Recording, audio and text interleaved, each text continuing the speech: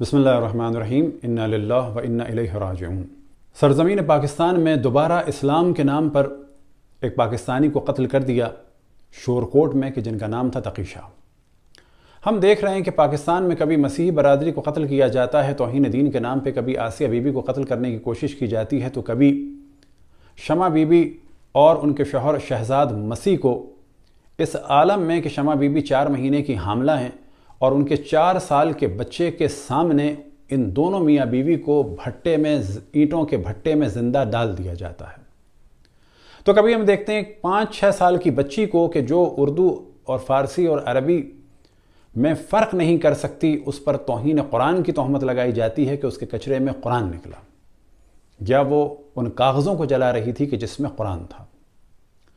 تو کبھی ہم دیکھتے ہیں کہ سلمان تاثیر صاحب کو قتل کر دیا جاتا ہے، کبھی بشیر احمد بلوچ صاحب کو قتل کر دیا جاتا ہے، تو کبھی مردان یونیورسٹی میں ایک جوان کو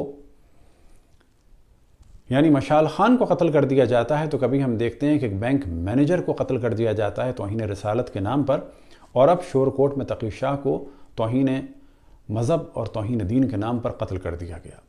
اور پاکستان میں مختلف ادیان کے ماننے والوں کو زد و کوب بھی کیا جاتا ہے، اور خصوصاً رسول اولاد رسول کے چاہنے والوں کو بڑی تعداد میں سالوں سے قتل کیا جا رہا ہے۔ اب بلا شک اس قتل کے پیچھے جو فتنہ ہے وہ مختلف مذاہب کے علماء اور ان کے مفتیوں کا ہے۔ کبھی یہ شیعوں کے خلاف اکساتے ہیں کہ شیعوں کا قرآن بکری کھا گئی، جبکہ ایسی کوئی روایت شیعوں میں نہیں ہے۔ یہ نظریہ حضرت عائشہ نے دیا، سنن ماجہ میں موجود ہے، لیکن لوگ اپنی چیزوں کو چھپانے کے لیے ایک فضا بناتے ہیں شور کی، تاکہ ان کی چیزیں چھپی رہیں۔ اب عقلی اعتبار سے اور قانونی اعتبار سے جو طریقہ ہے وہ یہ ہے کہ اگر کوئی کہے کہ تم نے ہمارے دین کی توہین کی، تو جس توہین کا وہ ذکر کریں وہ چیز ان کی کتابوں سے دکھا دی جائے، اور پھر سوال کیا جائے کہ تم توہین کر رہے ہو یا کوئی اور۔ مثال کے طور پر توہین رسالت سے کتب اہل سنت بھری ہوئی ہیں، توہین اصحاب اور توہین امہات المومنین، اور سب سے بڑھ کے خداوند تبارک و تعالیٰ کی توہین سے کتب اہل سنت بھری ہوئی ہیں۔ اب اگر وہ یہ کہیں کہ یہ روایات ضعیف ہیں تو ہم بالکل انہیں مانیں گے، اور اہل سنت کو مسلمان مانتے ہیں، اور ہماری گزارش ہے خصوصاً ان کے علماء اور مفتیوں سے کہ وہ شدت پسندی کو ختم کریں۔ جس معاشرے میں بھی دین کے نام پر اور مذہب کے نام پر شدت ہوتی ہے، اس معاشرے کا اگلا مرحلہ کفر اور الحاد ہوتا ہے۔ افغانستان میں دین کے نام پر حکومت آئی، قتل عام کا بازار گرم ہوا، اب وہاں پر ایک بہت بڑی تعداد ایسی ہے جو دین سے دور ہو رہی ہے۔ وہاں پر بھی ہم دیکھتے ہیں کبھی لیڈی ڈاکٹرز کو قتل کر دیا جاتا ہے، تو کبھی ججز خواتین کو قتل کر دیا جاتا ہے۔ ان تمام شدتوں کا نتیجہ بے دینی، کفر اور الحاد کی صورت میں ہوگا۔ یہ شدت فقط ادیان کے لیے یا مذاہب کے لیے ہی نقصان دہ نہیں ہے، اس شدت کا نقصان پاکستان کو بھی ہو رہا ہے۔ کبھی ہم دیکھتے ہیں کہ انہی مفتیوں کی اجازت سے، انہی مفتیوں کے حکم سے پاکستان آرمی کے افراد کے سروں سے فٹ بال کھیلی جاتی ہے، کبھی پاکستان کے حساس اداروں کو نشانہ بنایا جاتا ہے، کبھی فیصل بیس پہ حملہ ہوتا ہے تو کبھی GHQ پہ حملہ ہوتا ہے۔ لیکن یاد رکھیں یہ ساری چیزیں بغیر ان کے علماء اور مفتیوں کی اجازت کے نہیں ہیں۔ اب یہاں پر ہم بتاتے چلیں کہ انہیں جس طریقے سے بھی کنٹرول کیا جائے وہ حق ہے پاکستان آرمی کا اور گورنمنٹ کا، لیکن ایک طریقہ جس کو سن کر ممکن ہے کہ بعض لوگوں کو ہنسی آئے، اور وہ طریقہ یہ ہو سکتا ہے اور یہ طریقہ کارآمد ثابت ہوگا کہ ان تمام مدرسے کے مفتیوں کو، ان تمام دینی جماعتوں کے بانیوں کو، ان تمام دینی جماعتوں کے عہدیداروں کو اور اراکین کو اور مختلف مدرسوں کے مفتیوں اور مدرسوں اور طالب علموں کو الگ الگ بٹھا کر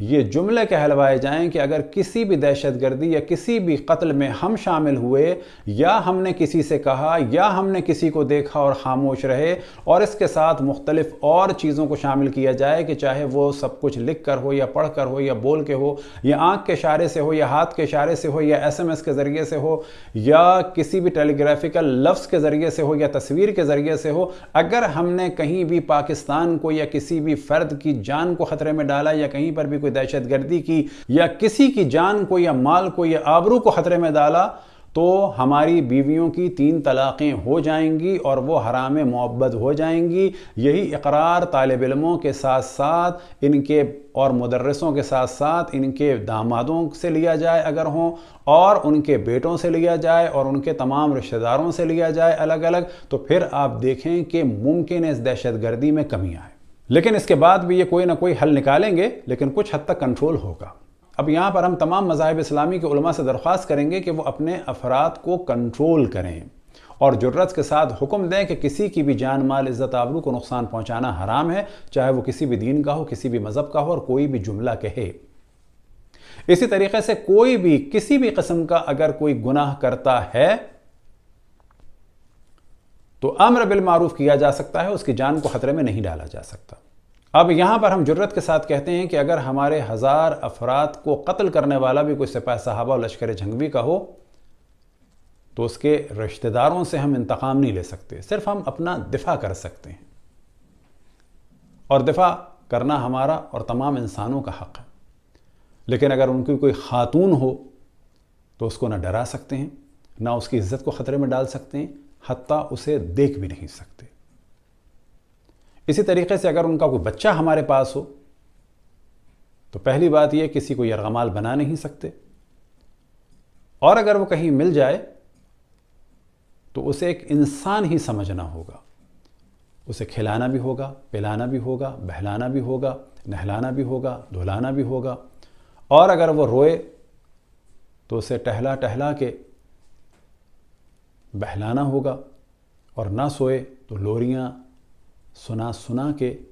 سلانا ہوگا۔ کیوں کہ ہم رحمت للعالمین کے ماننے والے ہیں، اور ان کے بعد اہل بیت کے ماننے والے ہیں۔ جس دین اور مذہب میں بھی یہ شور اٹھتا ہے کہ انہوں نے توہین کر دی، تو دوسروں کا یہ رائٹ ہے کہ وہ انہی کے دین کی کتابوں سے ان کی چیزوں کو دکھائیں۔ لیکن ہمارے معاشرے میں کہہ دیا جائے گا پھر توہین کر دی۔ اب ایک موضوع جو ممکن ہے ہمارے ہندو بھائیوں کو برا لگے، لیکن ایک مشہور موضوع ہے اور ان کے ہر مندر میں ہوتا ہے، اور اگر آپ اس کو سرچ کرنا چاہیں تو آپ سرچ کر سکتے ہیں، lord Krishna is stealing the clothes. Krishna کپڑے چرا رہے ہیں، کس کے؟ گوپیوں کے۔ اب ان کے پاس کوئی نہ کوئی اس کا جواب ہوگا، لاجک ہوگی، یہ ان کا عقیدہ ہے، ہم اس کو ڈسکس نہیں کرتے۔ لیکن فرض کریں کہ اگر کوئی یہ بات کر دے تو آپ دکھائیں گے یا نہیں دکھائیں گے؟ دکھائیں گے نا۔ بس یہی حق ہے، اگر مسلمان یہ شور کریں، چاہے وہ شیعہ ہوں چاہے وہ سنی ہوں، اور کسی سے کہیں کہ آپ نے ہماری بزرگوں کی توہین کر دی، تو پھر ان کو اپنی جان بچانے کے لیے یہ حق حاصل ہے کہ وہ ہماری کتابوں سے دکھائیں کہ آپ کی کتابوں میں یہ لکھا ہے۔ اور یہ جان لیں تمام مذاہب اسلامی کے علماء کہ جتنا آپ شور مچائیں گے توہین دین و مذہب کا، اتنا ہی لوگ کرید کی چیزیں نکالیں گے۔